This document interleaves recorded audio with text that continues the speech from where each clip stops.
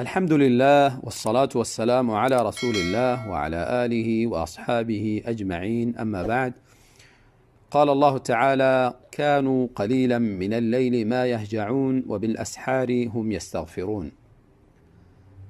وقال صلى الله عليه وسلم: أفضل الصيام بعد رمضان صيام شهر الله المحرم، وأفضل الصلاة بعد الفريضة صلاة الليل. رواه مسلم.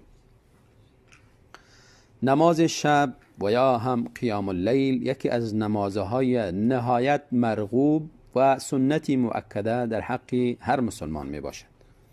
کسی که توان دارد و استطاعت دارد زیاد کوشش کند که از نماز شب محروم نشود.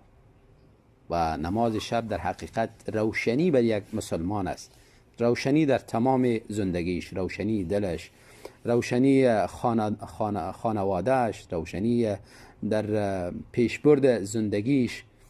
و کسی را که الله بالایش فضل کرده بسیار نعمتی بزرگ است که قیام اللیل را نگذارد.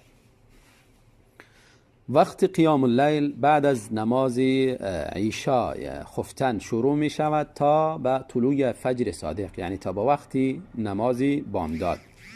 و این وقت قیام اللیل است. در اول شب تا نیست، یا در وسط شب، یا در آخر شب.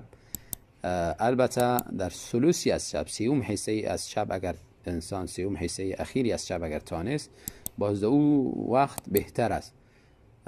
چون رسول الله صلی الله علیه و سلم می فرمایند در سوم حصه اخیری از شب الله تعالی در آسمان دنیا نزول می فرماید و می فرماید که من یسألنی فاعطیه، کیست که از ما سوال میکنه برش بدهم، و من یستغفرنی فاغفر له، و کیست که از ما طلب مغفرت میکنه و ما گناههای از او را بخشش بکنم، و من یدعونی فاستجیب له، و کیست که از ما میخواهد و مرا صدا میزند که ما دعای از او را استجابت کنم و قبول کنم.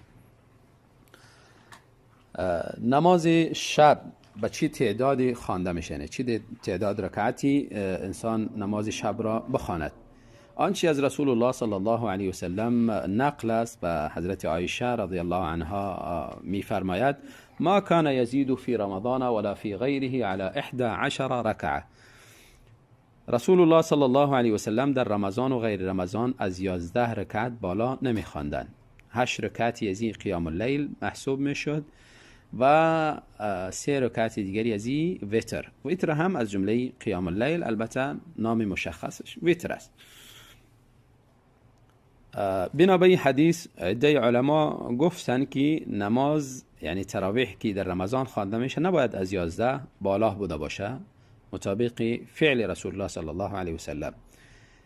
و عده دیگری هم به 20 رکعت یا بالاتر یا کمتر قول کردن و اونها از دلایل زیادی استدلال میکنن، از جمله حدیث صلات اللیل مثنا مثنا، حدیث متفق علیه است، صحیح بخاری صحیح مسلم، یعنی نماز شب 2 رکعت است. میگویند که در این حدیث تقیید نیامده، 2 رکعت بر اندازه‌ای که توانش بود. البته کسانی که باز تقیید میکنن از حدیث از عایشه رضی الله عنها تقیید میکنن که دو حدیث رسول الله صلی الله علیه و سلم یعنی ذکر است که از 11 رکعت بالا نمیخواندن. 2 رکعت یعنی مقید به میست که 11 رکعت و 2 رکعت بخونه.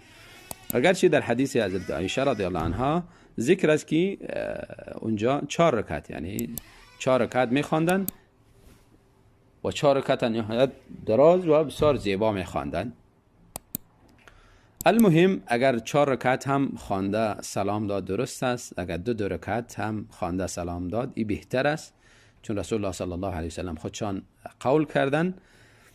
و وقتی که نماز قیام اللیلش رو به ختمی شد درست است که انسان 1 رکعت وتر بخوانه و متباقی از زیر در قیام اللیل حساب کنه، 1 رکعت از زیر وتر. و درست است که 3 رکعت هم بخوانه. از رسول الله صلی الله علیه و سلم 3 رکعت هم بیشتر اوقات نقل است و 5 رکعت وتر هم نقل است و 7 رکعت همچنان، 9 رکعت همچنان. همه از اینها به صورتهای مختلفی از رسول الله صلی الله علیه و سلم نقل است که وتر می‌خواندن. طریقه وتر خواندن است که انسان اگر 1 رکعت می‌خوانه سوره فاتحه و بعد از او قل هو الله یا سوره دیگری را میخوانه، باز دعای وتر را میخوانه. و البته بعضی‌ها دستای خدا بالا میکنن در دعا و بعضی‌ها دستا بالا میکنن و باز بسته میکنن. این کدام اساسی نداره. البته اگر آنچه که از صحابه کرام نقل شده، یعنی دعا در وقت دعا خواندن مانندی که در هر وقتی که انسان دعا میکنه دستای خدا بالا میکنه، یعنی برای دعا دستای خدا بالا میکرده، نه اینکه رفع الیدین که دستای خدا پس بسته کنن.